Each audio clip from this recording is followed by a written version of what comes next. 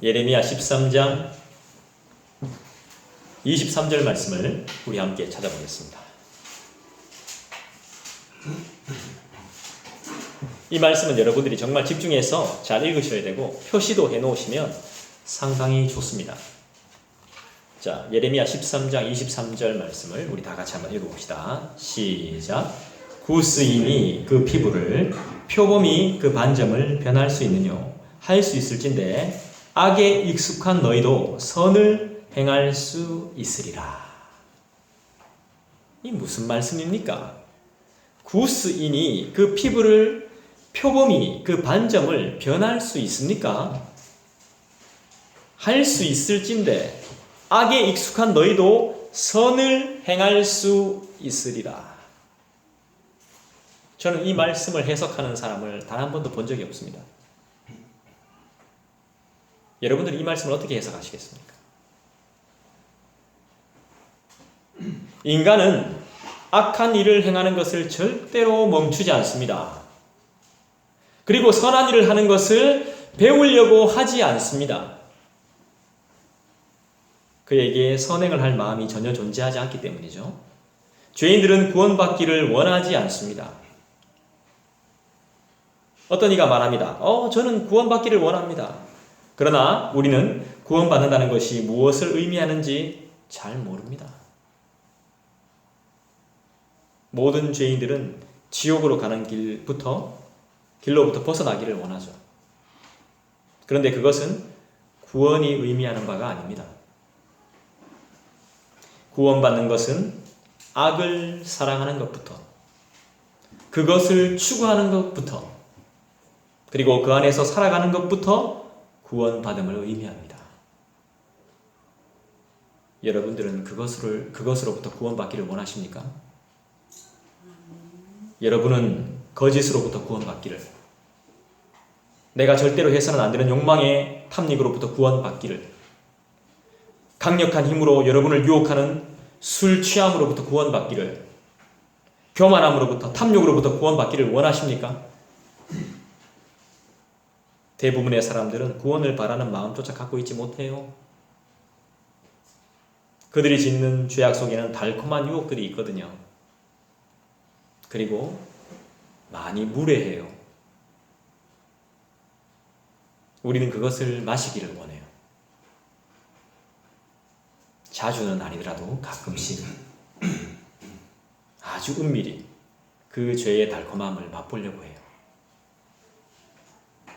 인간의 본성 그 누구도 볼 수 없고 나 자신만 알 수 있는 마음속 깊은 곳의 악은, 그 악은 전혀 가증스러운 것이 아니기 때문에 내가 품고 있는 거예요. 인간의 본성은 마치 우리 어린아이들이 단 것을 쫓는 것처럼 악한 것을 쫓아 따라가게 된다는 거예요. 죄는 인간에게 아주 달콤한 유혹이에요.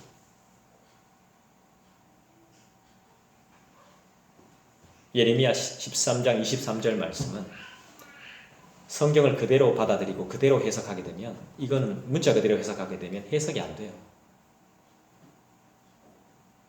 자, 동물들과 개구리나 이런 것들 뭐라 그럽니까? 그거 다 동물들이라고 그럽니까?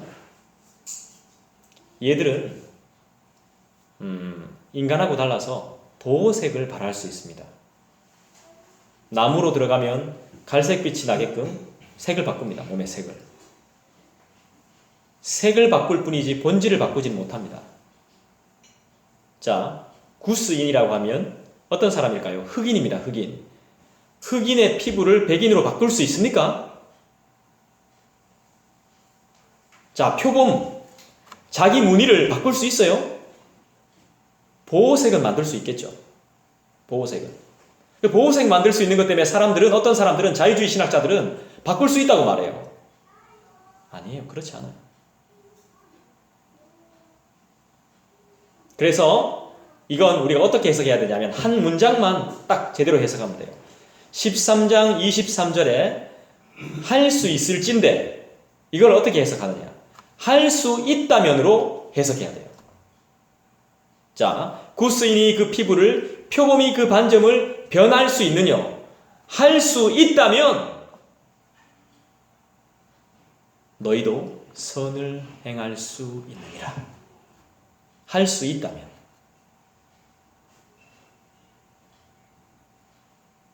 그래서 로마서 말씀이 딱 맞는 거예요. 구약을 보충하는 신약의 말씀. 그래서 구약만 해석하면 안 돼요. 로마서 3장 12절에 보면 무슨 말씀이 나옵니까? 선을 행하는 자는 없나니 하나도 없다. 이 성경이 딱 할 수만 있다면 그것을 소유하려고 합니다. 그렇기 때문에 로마서 말씀이 딱 맞습니다. 선을 행하는 자는 없습니다. 하나도 없습니다.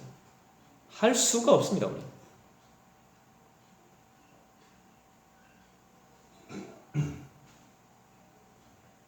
그래서 죄를 범함으로 뭐 됩니까? 우리는 타락하게 됩니다.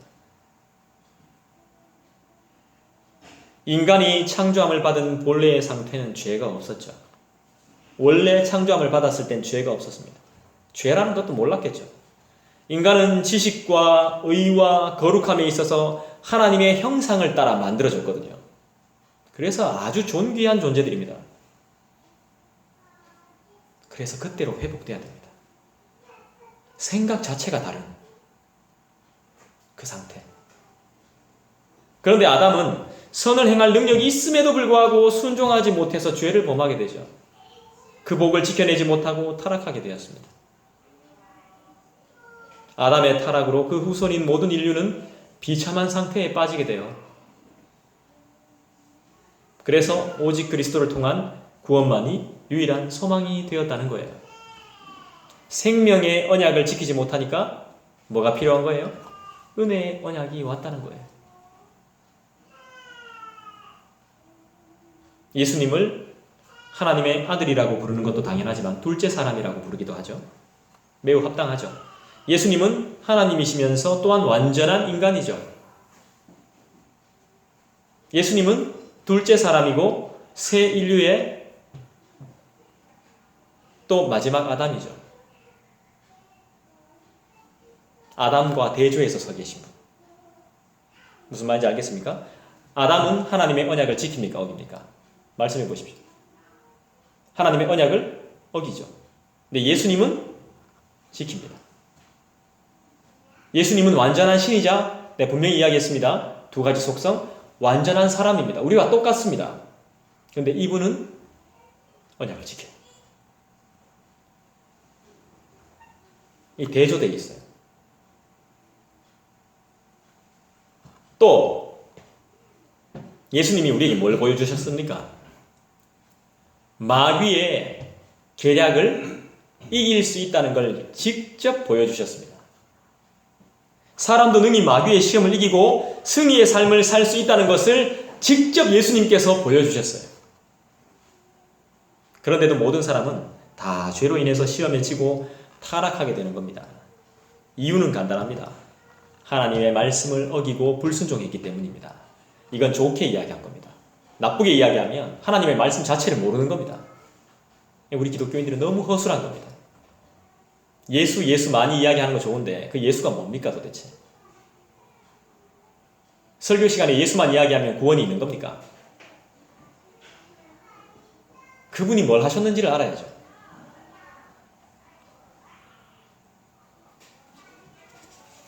많은 사람들이 하나님께서 왜 사람을 창조하실 때 죄를 짓게 창조하셨는가 하면서 하나님을 원망해요. 그런데 이건 하나님께서 인간에게 자유의지를 주신 위대한 신비를 오해하는 것부터 비롯된 거죠. 사람들은 참 오해를 잘해요. 하나님께서는 인간을 로봇으로 만들지 않았어요. 그리고 그렇게 만들기를 원해요. 그렇지 않아요. 하나님은 그렇게 만드시지 않았어요. 하나님께서는 자기 의지를 가지고 무엇을 결정할 수 있는 자유의지를 가진 존재로 우리를 창조하셨죠. 하나님은 인간을 인격적인 존재로 만들어 놓았어요. 하나님께서 이런 자유의지를 가진 고귀한 존재로 우리를 창조하셨기 때문에 범죄할 수도 있는 것이죠. 만약 하나님께서 범죄할 수 없도록 로봇이나 기계와 같이 만드셨다면 우리는 과연 어떻게 되겠습니까? 하나님은 사람을 자기 의사를 가지고 무엇을 할 수 있는 인격적인 존재로 우리를 만들어 놓으셨습니다. 이건 인간을 향한 하나님의 놀라운 비밀이고 축복이죠. 그렇기 때문에 인간이 불순종하고 하나님께 죄를 범하게 된 것이 하나님 잘못이 아니라 그 자유, 그 복이라고 하는 축복을 감당하지 못하고 불순종하고 잘못 사용하였기 때문에 그 책임이 죄를 지은 인간에게 있는 것입니다. 다 주셨는데.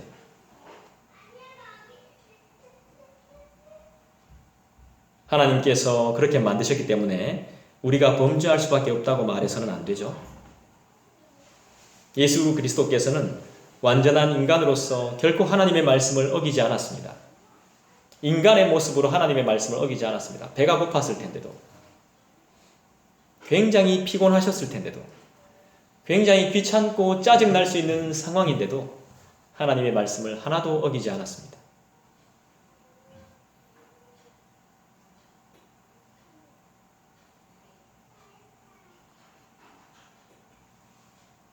모든 역경 가운데서도 하나님을 사랑하며 하나님의 말씀을 순종하셨고 하나님을 시험치 말라라고 명령합니다. 예수 그리스도께서 사람은 이러한 존재다라는 것을 분명하게 보여주셨습니다. 세상에 확실하게 보여주신 거예요. 그리고 하나님의 크신 은혜로 예수 그리스도 한 분만이 그런 것이 아니고 회개하고 예수 그리스도를 믿는 사람은 마침내 그리스도를 닮아서 이제는 범죄하지 않고 스스로 하나님을 사랑하고 하나님의 말씀을 지키는 처음부터 하나님이 원하셨던 그러한 존재, 결국 우리 주 예수 그리스도와 같은 하나님의 자녀들이 될 수 있도록 우리를 만들어 놓으신 것이죠. 구원은 결코 인간이 쌓는 공로나 행위로 받는 것이 아닙니다. 사람은 전적으로 타락해서 더 이상 스스로에게 소망이 없는 존재이기 때문에 그렇죠. 그런데 하나님은 피조물이 타락했을 때 다시 새로운 언약의 방식으로 인간과 화목하기를 원하셨다는 사실입니다. 그게 뭡니까? 그래서 아담에게 은혜 언약을 주셨습니다. 이 은혜 언약이 뭡니까? 죄를 지어서 하나님과 멀어진 인간은 하나님이 만드신 은혜 언약 속에서 하나님과 화목할 수 있게 되었습니다. 이것은 하나님이 스스로 마련하신 것입니다. 자신의 백성에게 또한 약속하신 것입니다. 그 약속이 무엇이며 그 약속이 도대체 누굽니까? 인간은 창조주이신 하나님의 말씀에 절대 순종해야 되는 존재로 지음받았죠. 그런데 하나님께서는 이런 자연적인 관계를 넘어서 인격적인 사랑을 나눌 수 있는 존재를 원하셨습니다. 그래서 상상할 수 없던 일이 일어났는데 하나님께서 인간과 교제하시기 위해서 친히 자신을 낮추시고 인간과 언약을 맺으셨다는 사실이죠. 어떤 의무도 가지실 필연이 없으신 하나님께서 인간에게 헌신하시겠다고 친히 약속하셨습니다. 하나님 스스로에게 의무를 부과하신 거죠. 하나님께서 이렇게 해서 인간과 언약적인 관계 안으로 들어오신 것입니다. 하나님께서 이 언약을 이루시는 일에 대해서 강한 열심을 보이셨죠. 얼마나 강한 의무를 부과하셨는지 볼 수 있는 장면이 창세기 15장에 나타납니다. 뭐죠? 하나님께서 아브라함에게 언약하시는 장면입니다. 해가 져서 어두울 때에 연기나는 풀무가 보이며 타는 횃불이 쪼갠 고기 사이로 지나갔습니다. 고대 때 언약 맺는 거 제가 저번에 말씀드렸죠. 동물을 가져와서 잘라놓고 언약의 당사자들이 지나가요. 이게 무슨 의미를 말하는 거죠? 이 언약을 깨면 네가 이렇게 된다는 겁니다. 나와 너가 이런 꼴을 당한다는 겁니다. 그런데 하나님께서 아브라함과 이 언약을 체결하실 때 어떻게 해요? 동물 사이로 아브라함이 지나가지 않아요. 하나님의 신현인 횃불이 그 사이로 지나가요. 뭡니까? 사람이 지나가지 않습니다.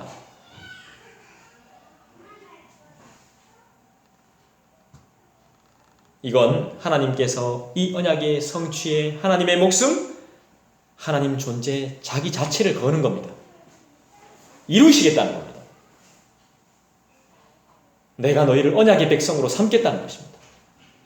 너희들이 타락해도, 너희들이 선한 일을 행할 능력이 없어도 내가 그렇게 만들어 주겠다는 겁니다. 믿기만 하라는 겁니다. 믿음을 구하라는 겁니다.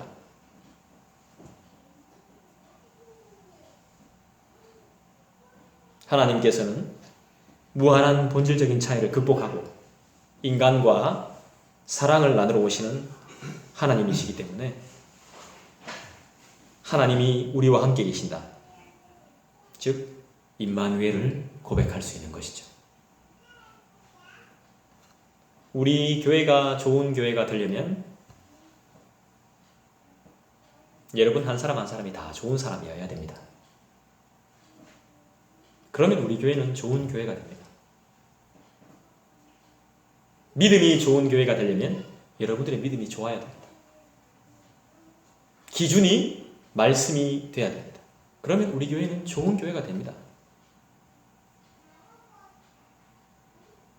만약 한 사람이 좋지 못한 생각을 품는다면, 그런 말과 행동을 한다면 우리 교회는 좋은 교회가 될 수 없습니다.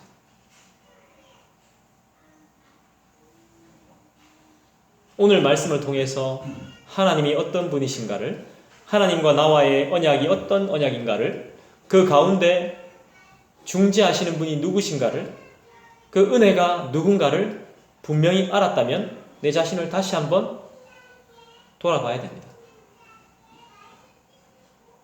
바꾸어 가야 됩니다. 제가 모르는 거 아닙니다. 신앙생활에 기복이 있습니다.